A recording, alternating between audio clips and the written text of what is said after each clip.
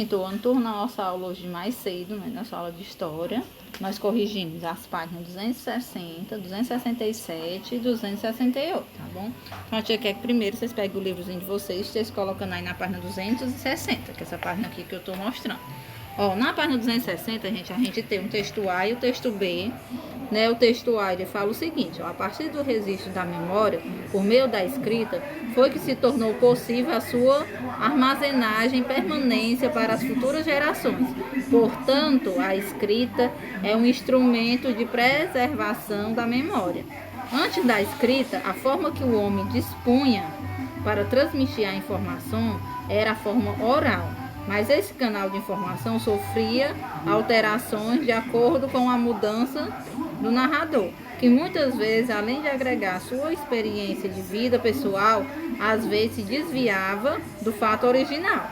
Né? E no texto B, a tradição oral, além de preservar a sabedoria dos ancestrais, alicerça a identidade cultural de um país.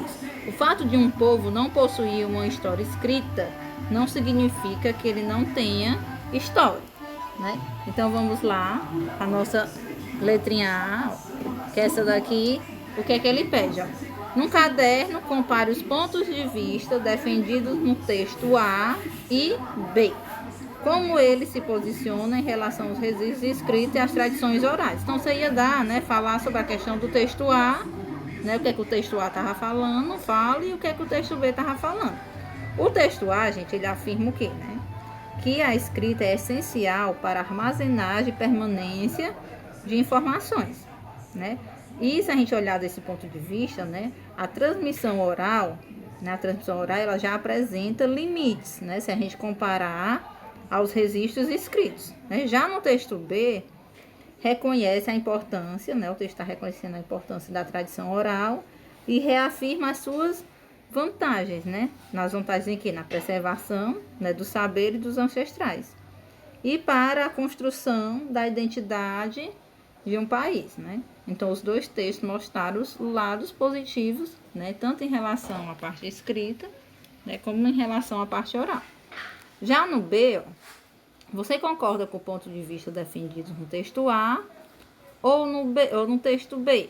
Qual é a importância dos registros escritos na tradição oral em nossa sociedade, né, gente?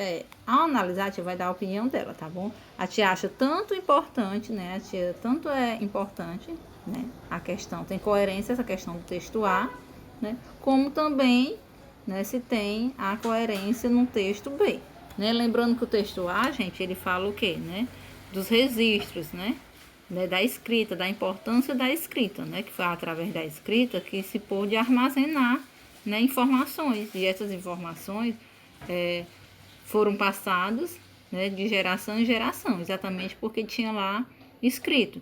Já o texto B, né, também tem muita importância devido a essa questão da tradição, né? Porque é através da oralidade, né, que podemos reconhecer, né, a identidade de um povo, reconhecer a cultura, né, saber de onde aquelas pessoas são. Então, essa parte oral também é muito importante, né? A gente não pode deixar de lado. Então, no ponto de vista da tia, tá bom? Tanto o A como o B, né, o texto A e o B, né, informam coisas importantes. Então, nessa daí, vocês irão dar a opinião de vocês, tá bom?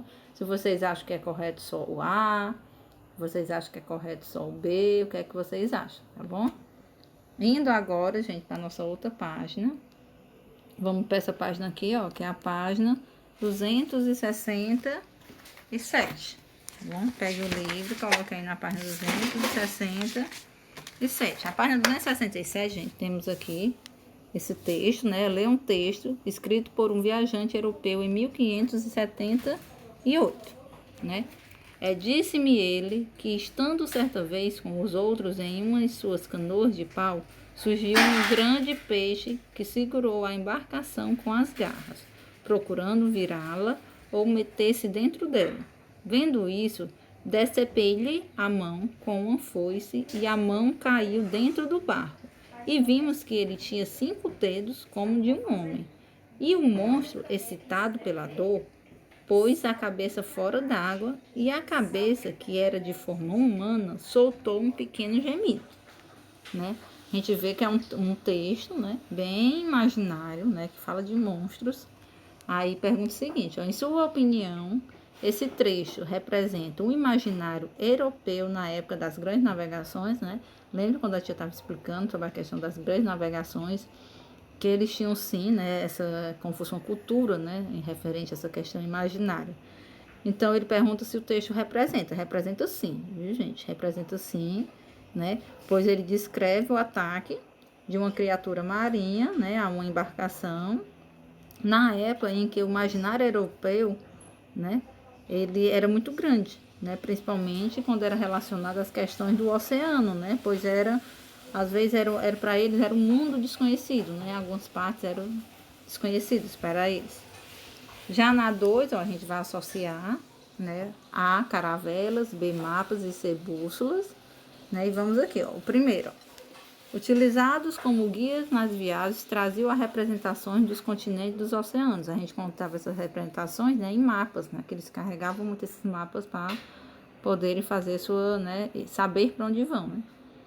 E a outra, esse instrumento orientava os navegadores em alto mar para que soubesse em que direção deveriam seguir, né. A gente está falando da questão da bússola, né, que foi um instrumento, né, que apareceu com o tempo, né. E o outro, ó, embarcações à vela que dispensavam o uso de remos, né?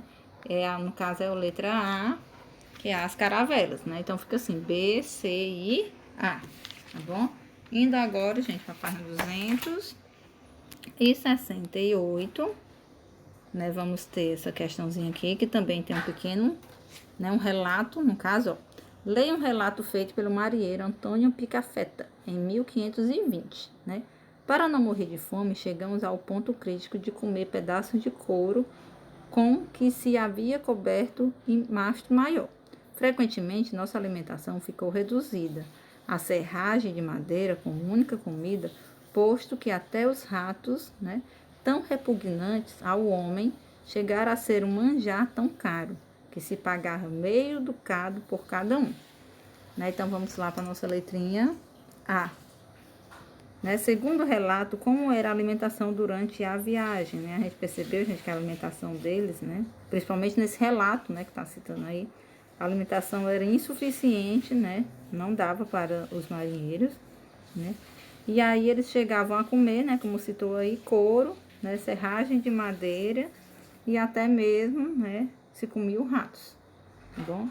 E já na letra B, ó, converse com os colegas sobre como deveria ser a saúde dos marinheiros, considerando a maneira como eles se alimentavam, né? De acordo com essa alimentação deles, críticas, né? Crítica, como é que seria a alimentação? Né? Eles tinham a saúde bastante debilitada, principalmente porque eles se alimentavam primeiro de produtos, né, com poucos nutrientes e também com pouca higiene, né, devido à armazenação desses nutrientes, né, desses alimentos. Então, gente, foi isso, tá bom? Nossa aula de hoje, nós corrigimos essas páginas. E após a correção, tá bom? Quem não conseguiu participar do encontro, né? Esteja mandando para ti a correção, tá bom? Feita. Bom dia a todos.